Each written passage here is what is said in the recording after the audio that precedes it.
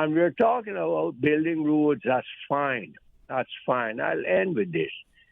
But if we continue importing, 300 cars a month, something like that, I once heard, you will know more than I do, that we could build all the roads we want. We'll be in the same situation. We've got to stop this importation. We've got to stop it. And everybody who is here can just get up. The moment you get off a plane and come here to work, you can go and import a car or things. No, it cannot be like that. Well, Mickey, you know what? The I-95 that runs through Miami. Yes, right? I know it very well, east to west. Yeah. No, north to south. Was there ever a time that there wasn't some kind of construction going on? Yes, always. But they're not importing that many cars. But people are coming to live there, coming into Florida. It was people, a big growth state as far as population. But that is so different from us because those are highways that are restricted for very high-speed vehicles, 70 miles an hour nowadays. But people can't walk on it. People can't ride bicycles on it, which is common here. It's just like in a little lane or sideway. You can ride anywhere you feel. This is the thing. It's a difference. When we say we have highways, what highways? We have roads. That's it. We don't. So there's no comparison, really. But I understand what you're saying. There's always been construction, the airport, everything. And that's what it'll be here if the cars keep coming at the same rate that they're coming now. Yeah, but we've got to stop. We can stop the importation. We can do it. People can be satisfied with buying. There are lots of cars here for sale, 2-year-old cars, and the real companies that import, there are not that many.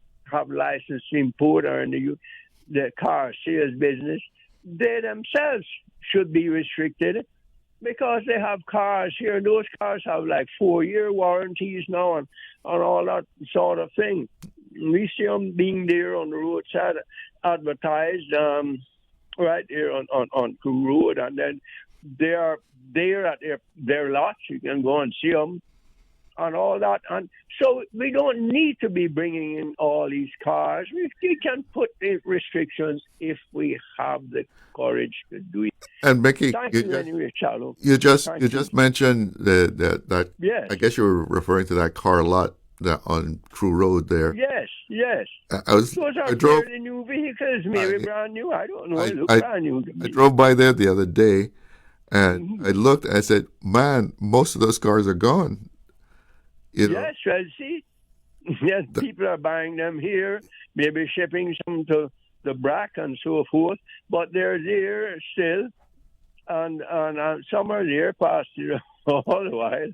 But those cars on the lot, and now most of them are on and then street. You see cars for sale all over.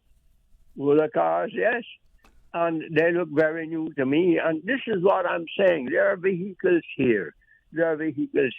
Not everyone has to have a car. We notice that many of the young people who come in here from the United States or so on working along the West Bay Strip, this is where most of our foreign labor is working anyhow.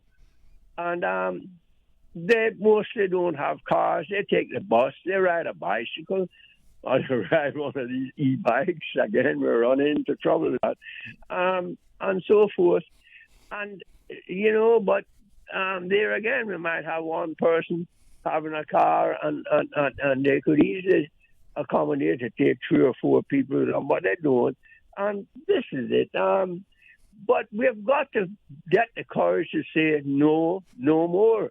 We could build all the roads we want. We only have a finite space here in Cayman. Let's face facts. You can only put so much sand in a shoebox. And that's it, and then it'll be full up. That's just my thoughts on this thing. As I said, we've got to have the courage to take some serious look at the very important things.